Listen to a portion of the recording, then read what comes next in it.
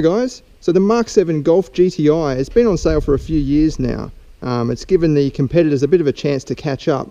We thought we'd test the 2016 update to see if it still is the benchmark in the class. The Golf GTI is regarded, even by us, as the best hot hatch you can get. Just the overall package. It looks pretty neat and tidy. It's got a nice engine, and the driving performance is really good. For 2016, there's been no visual changes. You've got these traditional style 18-inch alloy wheels, red painted brakes. They're not twin piston calipers or anything like that. They're just performance brakes, or sports brakes I suppose you'd call them, painted red. And it's got these red details around the grille and the headlights. That's all carried over from when the Mark 7 was launched back in 2013, I think it was. Under the bonnet is the same 2-litre turbocharged 4-cylinder engine, producing 162 kilowatts and 350 newton meters. It doesn't set any benchmarks in terms of output. The Renault Megane produces more power, so does the Focus ST, and also the new Peugeot 308 GTI. But what it does bring is efficiency, not just in terms of fuel economy, but also efficiency in terms of direct power. So there's very little turbo lag. You get all that power straight into the front wheels. There's also a pretty trick differential at the front, so you don't waste any of the power away to wheel spin like you do in some of the competitors. But we'll go into more of that when we go for a drive. We'll start it up and have a listen. So push button start.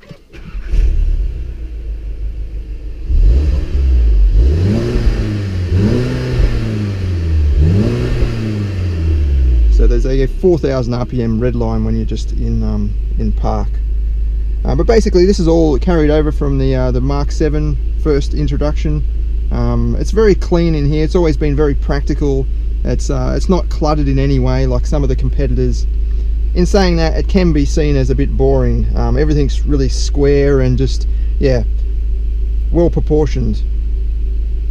This version's got the optional leather seats and also a big sunroof.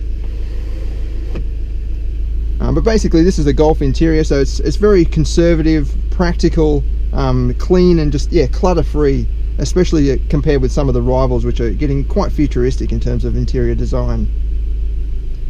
It does come with a updated touchscreen, which now comes with Android Auto and Apple CarPlay. But apart from that, everything is carried over from the Mark 7 introduction. There are a number of drive modes that you can choose from, and you can also put together your own individual mode. Basically, it changes the steering, air conditioning system, and the throttle response. It's a pretty cool. It's a bit gimmicky, but it's pretty cool. Like, you can feel the difference in the weight and things like that. It's probably one of the best touchscreen systems out there, in my opinion. I like the way it senses your finger coming towards the screen. I'm not sure if you can see that. And the little menu pops up at the bottom. It just senses that your hand's coming closer.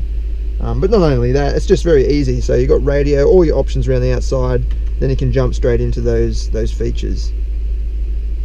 It's tied in well with the Volkswagen philosophy. It's all clean, practical, straight to the point. We'll have a look at the back seat.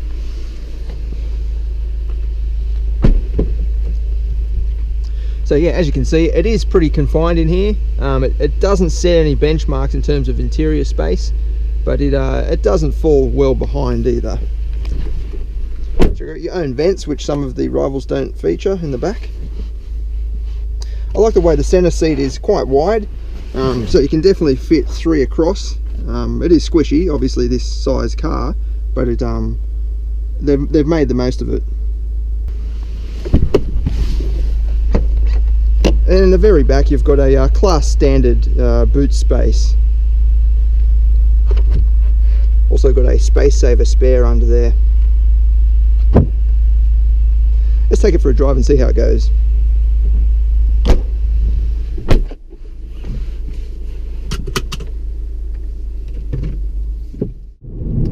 So why is it why do we think this is the class benchmark?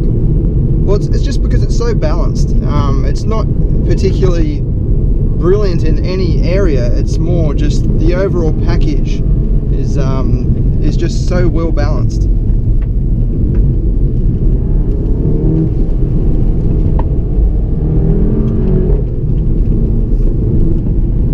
So as I said before, the power delivery is very efficient and very precise too.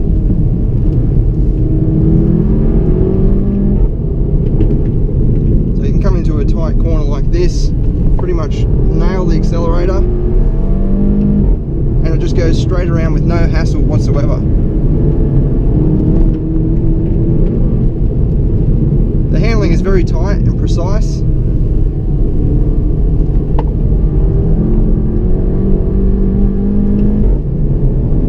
Around a corner like that, and some of the rivals, there's just so much inside wheel spin going on, whereas this just stays very committed. The engine power is also, it's impressive. For 162 kilowatts, it really gets up and goes. I think we've timed 0 to 100 before in about 6 seconds or 6.5 seconds, which is definitely quick enough to have some fun.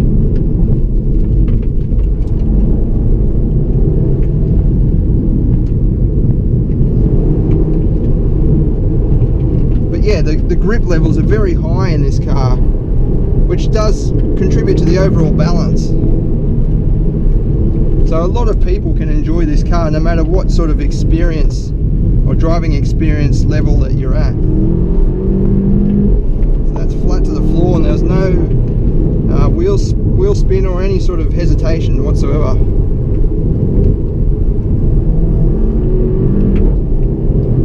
So there are still plenty of critics around that will put down the DSG gearbox, but in my opinion, it's one of the best in the industry. It's very quick changing, up changing and down changing, and sure, there is some delays when you're going from drive to reverse, but when you're out on a road like this, it just becomes your best friend.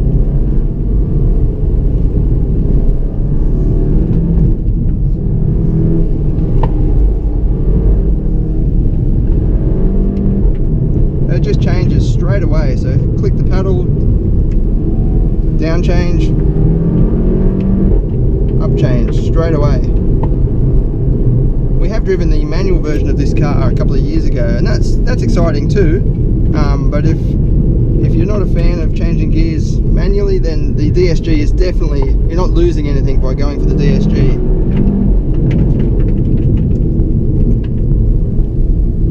So on first impressions, yep, to me this is still the benchmark in the class. There are rivals out there that will accelerate faster, that have got more power, but in terms of overall balance and the hot hatch that I would buy personally, it's still this car.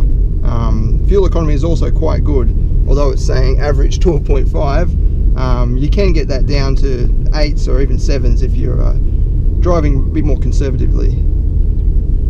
We'll be putting together a more in-depth review on the website as usual, and we'll do our performance video. Until then, thanks for watching.